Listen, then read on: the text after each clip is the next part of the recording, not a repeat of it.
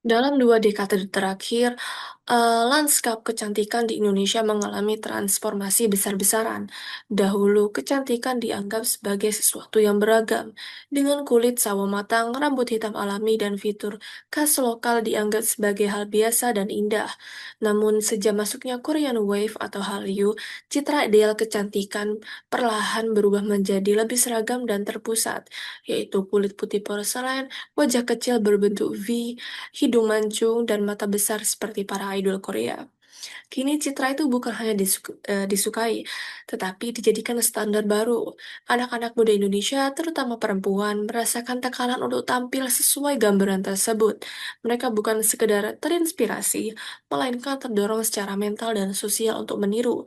Hal ini menimbulkan fenomena FOMO atau Fear of Missing Out, yaitu rasa takut dianggap ketinggalan jika tidak mengikuti gaya, produk, atau prosedur kecantikan yang kini dikaitkan dengan kecantikan sempurna.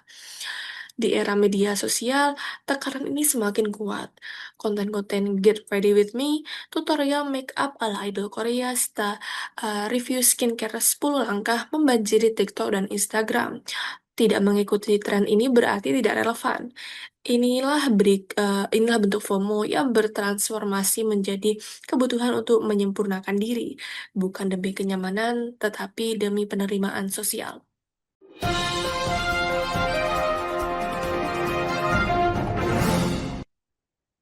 Fenomena ini tidak bisa dilepas dari pengaruh besar Hallyu, istilah yang merujuk pada gelombang budaya populer Korea Selatan yang menyebar secara global sejak awal tahun 2000-an.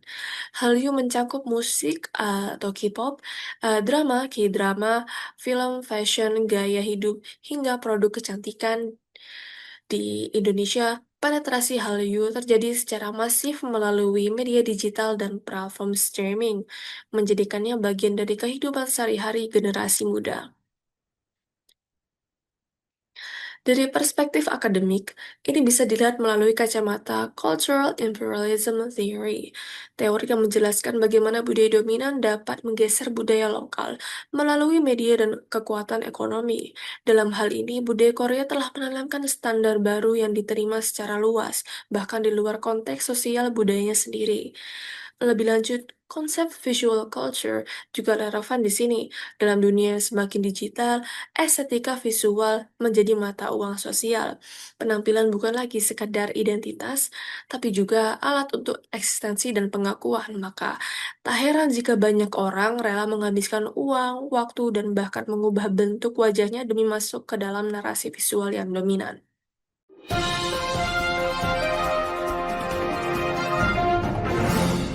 Standar kecantikan yang mengagungkan kulit putih bukan fenomena baru. Akar historisnya bisa dilacak hingga masa kolonialisme. Pada era penjajahan Belanda, warna kulit menjadi simbol status. Orang kulit putih menempati posisi sosial dan ekonomi tertinggi, sedangkan pribumi berkulit gelap dianggap inferior dan hanya layak mengisi posisi kelas pekerja. Representasi ini diperkuat oleh iklan, media, dan kebijakan sosial bahkan setelah masa kolonial berakhir. Kulit putih menjadi simbol kemajuan, kecerdasan, dan kemewahan. Maka ketika standar kecantikan Korea hadir dengan menekankan kulit putih bersih dan bercahaya, narasi itu pun dengan mudah diserap karena sudah sesuai dengan pola pikir ramai yang belum sebelumnya ditinggalkan.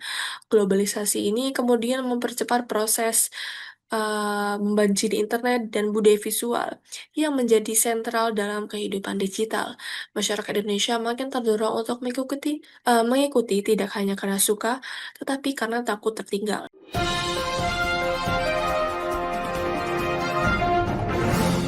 Kemudian yang kedua adalah dari Global Web Index tahun 2021 yang menyatakan di mana 72% Gen Z di Indonesia aktif mengikuti dan membandingkan diri dengan influencer atau idol Korea di platform seperti Instagram dan TikTok. Kemudian yang ketiga ada dari Korean Custom Service pada tahun 2021, di mana impor kosmetik Korea ke Indonesia mencapai 58,73 juta US dollar, yang kemudian naik 30% dibanding tahun sebelumnya. Produk paling laris termasuk skincare untuk mencerahkan kulit, serum anti noda, dan cushion foundation yang berfokus pada efek kulit glowing putih. Kemudian yang keempat adalah dari Indonesian Aesthetics Doctor Association pada tahun 2022, yang menyatakan di mana terdapat peningkatan signifikan jumlah pasien muda usia 18 sampai 30 tahun di klinik kecantikan di Jakarta dan Surabaya. Prosedur populer yaitu rhinoplasty, blepharosplasty, dan contouring rahang V-line semuanya merujuk pada referensi wajah idol Korea.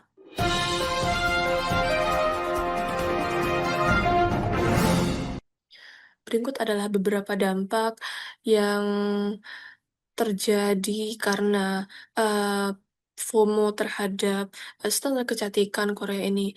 Yang pertama adalah dari segi psikologis, yaitu meningkatnya angka gangguan citra tubuh atau body dysmorphia.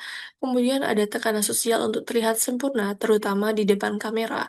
Yang ketiga, ada ketergantungan pada filter wajah dan aplikasi pengubah fitur, misalnya Snow, Facetune, dan lain-lain.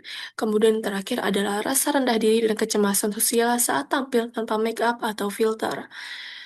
Kemudian ada dari segi ekonomi. Yang pertama adalah kecanduan belanja skincare, makeup, dan produk Korea lain yang belum tentu cocok dengan kulit tropis. Yang kedua adalah munculnya budaya konsumtif demi validasi sosial, bukan kebutuhan. Yang ketiga adalah meningkatnya industri estetika, namun sering tanpa edukasi risiko jangka panjang. Kemudian ada dari segi kultural dan sosial. Yang pertama adalah penolakan terhadap fitur lokal. Hidung pesek, kulit gelap, pipi tembem mulai dianggap tidak layak ditampilkan. Kemudian yang kedua ada anak muda mulai kehilangan koneksi dengan dengan jati diri dan kebudayaan lokal. Kemudian yang terakhir adalah munculnya keseragaman wajah dan gaya di media sosial yang mengaburkan keragaman keunikan wajah Indonesia.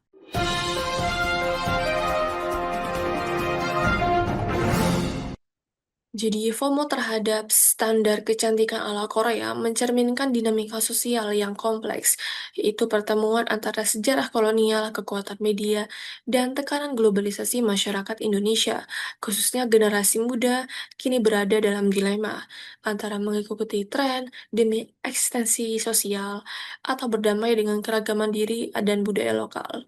Kita tidak sedang menolak budaya Korea, namun penting untuk menyadari bahwa kecantikan tidak seharusnya memiliki satu definisi tunggal, apalagi yang berasal dari luar konteks sosial kita sendiri.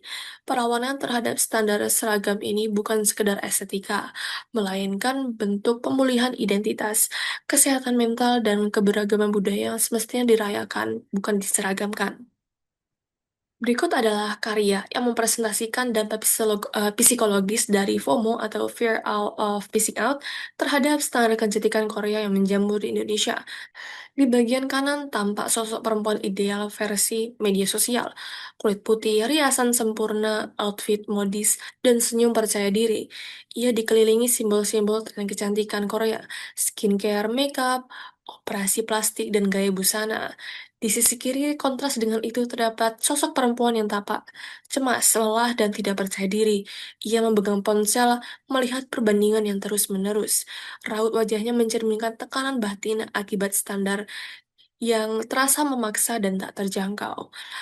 Latar belakang abu-abu gelap dengan elemen sosial yang bertumpuk memberikan kesan sesak dan kebingungan, menggambarkan kekacauan pikiran yang dialami mereka yang terus-menerus merasa kurang. Sementara itu, pita ukur kuning yang melilit bertuliskan FOMO merusak value musis menjadi simbol utama. Ia bukan hanya alat ukur fisik, tapi metafora terhadap bagaimana perempuan saat ini diukur oleh standar kecantikan yang sempit dan asing. Standar kecantikan seharusnya bukan alat ukur nilai diri. FOMO bisa mengaburkan nilai sejati kita, bukan Korea yang salah, namun tekanan untuk menjadi seperti mereka tanpa ruang menerima diri sendiri, itulah yang perlu kita sadari dan kritisi. Sekian dari saya. Wassalamualaikum warahmatullahi wabarakatuh.